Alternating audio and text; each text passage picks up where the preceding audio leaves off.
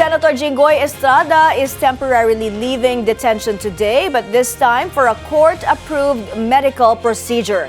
Estrada is headed to a hospital for a knee x-ray due to persistent pain and swelling.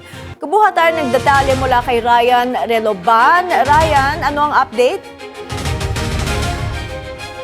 May nakakonvoy kami ngayon sa ambulansya na sakay si Senator Jinggoy Estrada at mga sasakyan ng BJMP na sakay naman ng ilang SWAT team.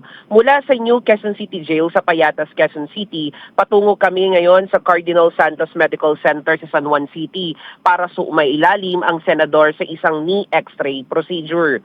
Batay sa inilabas na kautusan ng Sandigan Bayan 5th Division, pinayagan ng medical procedure ni Estrada sa kabila ng pagtutol ng prosecution. Ayon sa court order, gagawin ng medical procedure ng 2:00 ng hapon. Dapat naman siyang maibalik agad sa kulungan na hindi lalampas ng 3:00 ng hapon. Sasamahan siya ng kaukulang security escort habang isinasagawa ang procedure. Bukod sa mga escort, tangi ang kanyang immediate family, legal counsel at mga medical personnel ang pinapayagang magkasama niya.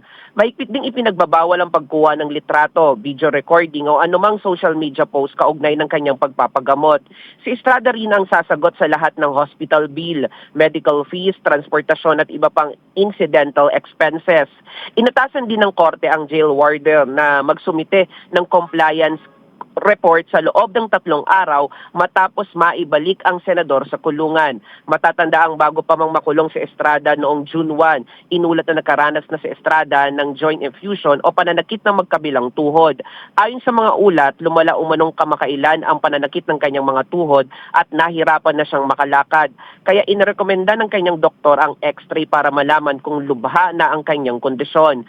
Nakakulong si Estrada sa New Quezon City Jail dahil sa non-bailable plunder case at mga kasong grab na may kaugnayan sa umano'y anomalya at kickback sa flood control project. Mariin naman niyang itinanggi ang mga alegasyon laban sa kanya. Samantala, may batay naman sa reliable source natumba bago pumunta si Senator Estrada, Senator Jinggoy Estrada dito nga sa isang hospital sa San Juan City ay natumba umano ang senador habang naliligo sa CR ng kulungan kaninang 11:00 ng umaga. Naghahanda raw si Estrada para sa nakatakdangan nitong medical procedure nang matumba ang senador. Nag-snap o lumagutok daw ang tuhod ni si Estrada dahil sa sobrang sakit. May? Maraming salamat, Ryan Reloban, nag-uulat.